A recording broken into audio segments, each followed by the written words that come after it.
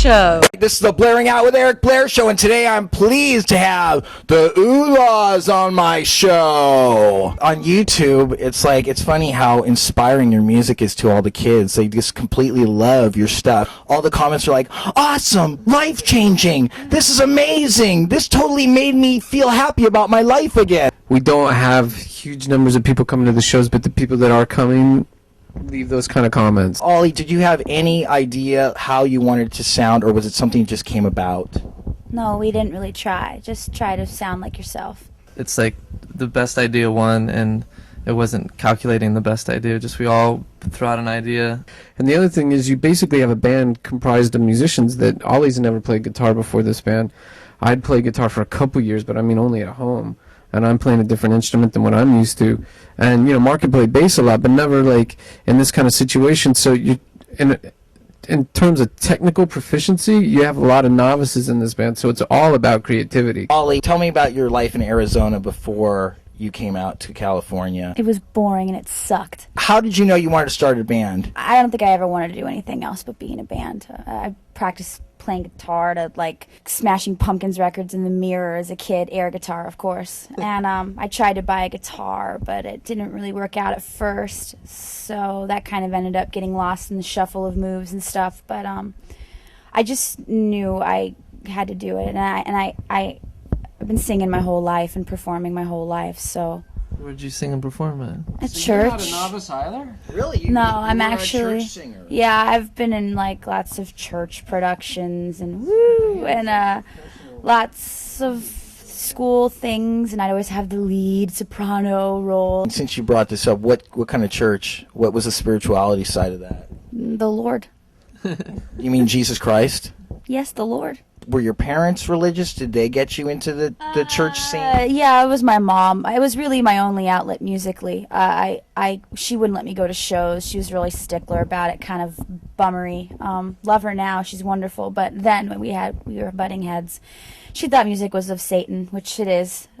So, you know, I had to go the easy way and do church. That was really kind of how I got involved the best way I could. I'm kind of curious, like, what kind of bands were you allowed to listen to in the house, and what did you have to sneak in? Well, I had a secret record collection. I mean, I must have bought, like, Smashing Pumpkins and Downward Spiral by Nine Inch Nails and, like, Stone Temple Pilots' Everclear's record at least 3 or 4 times, all of them.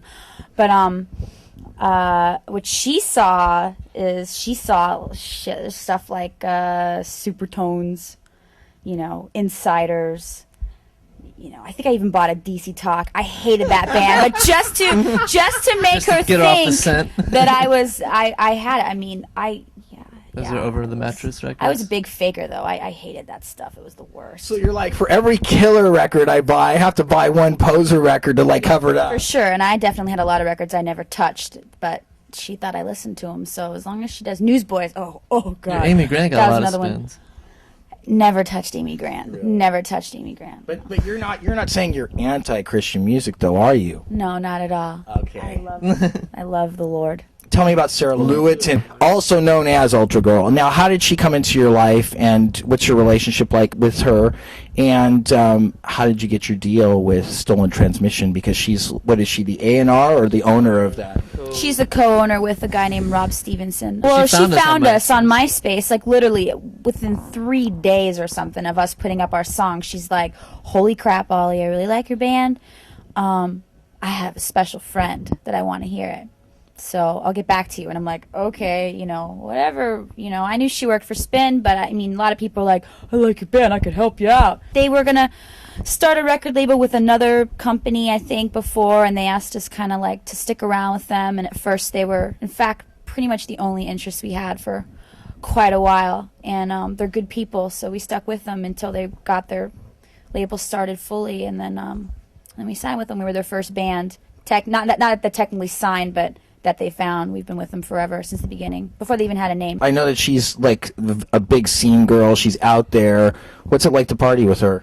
She rages harder than us. Yeah. She's an amazing person. We love her. She's got 24-hour energy. Yeah, she's She'll drop you off at 4 and show up at 6 going, let's go. Whether you hate her or you love her, she's unstoppable. I just want to make out with her. How long did it take to record the album Best Stop Pop? I say all together maybe like 3 months. You have a song on the Spider-Man 3 soundtrack, Small Parts. I mean, this is a big deal. This is the #1 hugest thing going on right now. Yeah, it's pretty exciting. I mean, within a week we sort of found out we were doing that, and then also they're going to be using one of the small parts for the Sims video game, which they had Ollie re-record the vocals in the Simish language of the game, which is some completely made-up language. Explain that to me. Remember?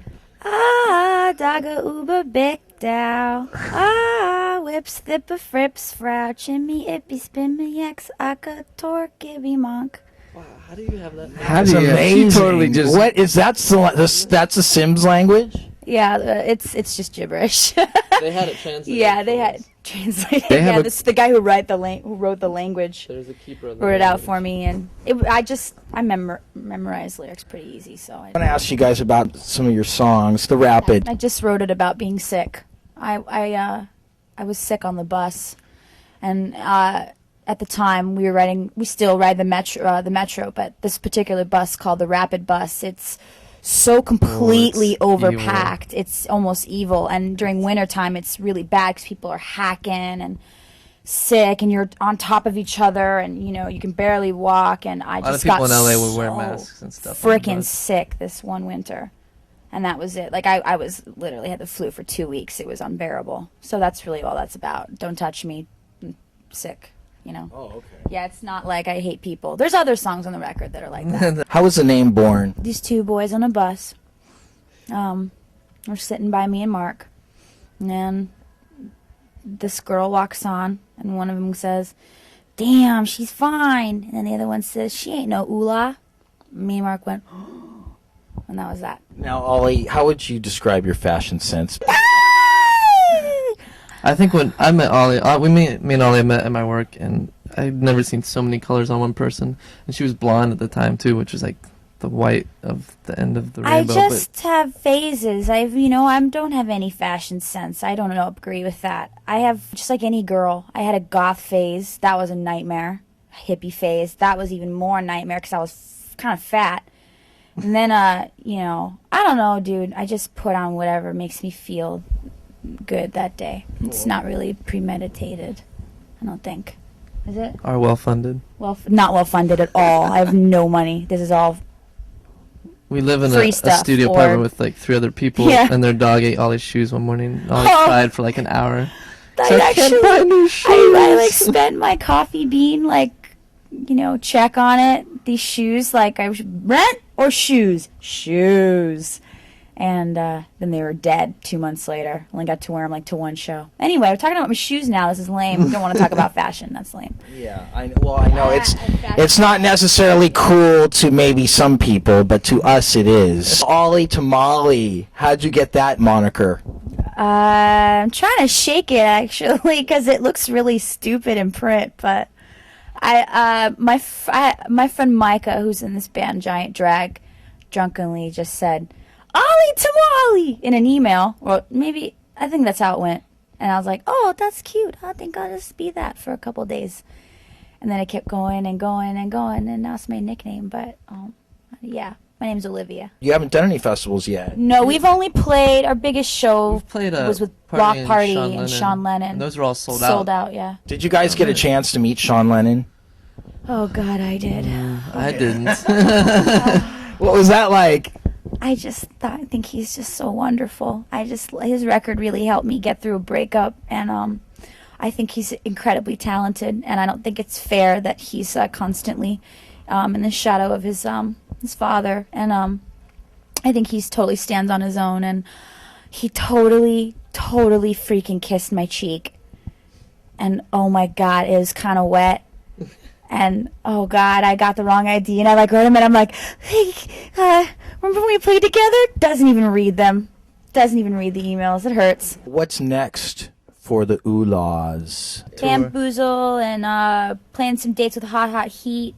I don't remember when, but it's in May. Maybe confirmed. No, confirmed. And yeah. Appreciate you guys being on the show, thank taking you. out the time. Thank yes, you. you guys rule. Having The us. album is awesome. Everybody should check it out. Best Stop Pop by the Oohlas. All right, this is the Blairing Out with Eric Blair show at the Oohlas. Signing off.